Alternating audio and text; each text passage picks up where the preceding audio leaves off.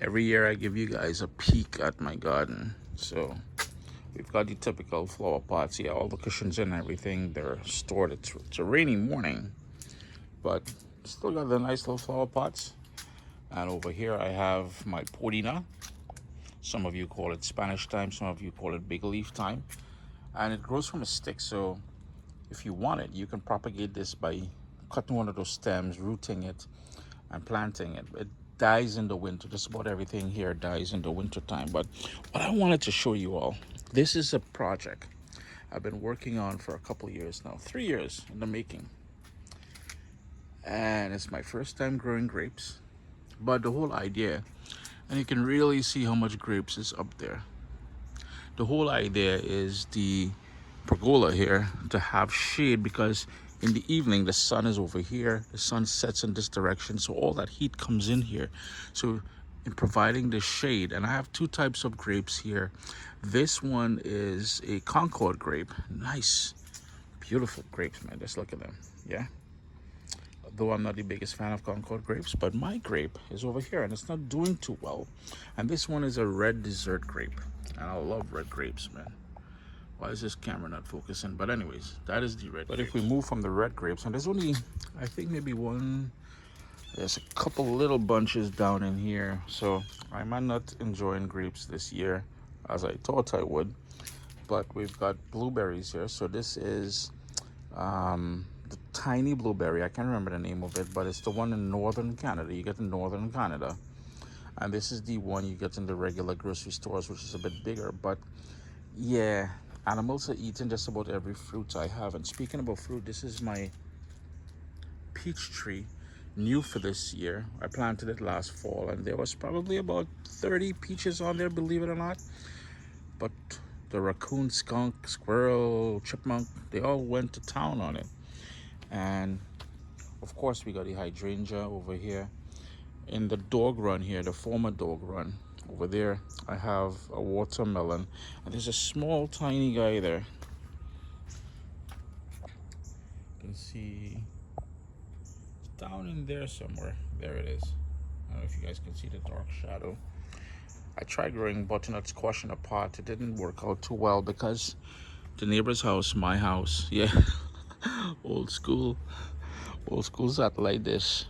But anyhow, too much shade. This is my wiri wiri, or coffee pepper, and there's a couple tiny ones down there. It's not doing all that great because of the shade over here. Move over. We have another wiri wiri. My placement for them this year wasn't the greatest, so, and of course we've got ganjawana just growing. I didn't even plant that. It's seeds from a few years ago. My herb box or pot, we've got basil. I trimmed back quite a bit of the parsley. We've got shadow benny down there. Of course the cherry tree, I didn't get much again, even though it was loaded. The cherry tree was loaded this year, but the squirrels funny enough, I saw a squirrel up there, and on the bottom down there was a chipmunk. Squirrel was tossing down to the chipmunk, and in the evenings the birds come feasting. And as we make our way around the wood burning stove, that's one of those classic cast iron stoves, we've got thyme, some more of that shadow benny down inside there. Some of you call it culantro or bandania. More thyme over here, and this big bushy thing that you're seeing, that's lemongrass, or what we call fever grass. Here I'll go down and show you a peek. Yeah, pimento peppers. So that's my first pimento pepper tree. And back there we have the cherry and grape tomato, red, orange, yellow, all different colors. They're now starting to fruit, bunching. Yeah, I try to make as much use of the sort of limited space that I have. So here I have bunching onions, and I'll just move over here. You saw me that video I did. This is eggplant, so eggplant, and there's a bee flying around in there. Yeah, you fertilized that flower for me there, Mr. Bumblebee. But anyhow, let's go inside here. If I don't get soaked, just look at the bunches of cherry tomato in there. These ones are a bit bigger. They're grape tomato. And this is the sort of orange one I mentioned. You can see them there. This entire row here is more pimento peppers, and they freeze really good. So you can see, I'm hoping I can get a second crop from it. That's the first crop. Usually by the time the end of August into September starts getting cold, and that's when everything goes dormant a bit. A few different types of tomato here. This one is Roma. That one is a slicing, and the one furthest down there, that is a San Marzano. You can see some more of them here. Didn't do all that great this year, but Scotch bonnet pepper, Scotch bonnet. These are Scotch bonnet, but habanero, a bird's eye chili, habanero. At the very back on the wire, what you're seeing over there, that is a hyacinth bean, what we call same, and it's climbing up. I don't think I'm gonna get any. It's too late in the season. It's, you know, August 2nd, and that should be covering all this area already. Okra, these are from seeds, so some of you call it okra. 1, 2, something is feasting on the leaves there. Again, I doubt I will get any okra from it, but who knows? Maybe we get a warm September, and you never know. Apple, and again, I try to mix things up. So this is the 3 first time bearing apples. There is 1 apple on there, as you can see. If you notice the tags that you're seeing, so 1, 2, 3, 4, 5 different tags on the tree, that each branch that you see, there's a different type, a different variety of apples, and it's been grafted in that manner. So this is the sort of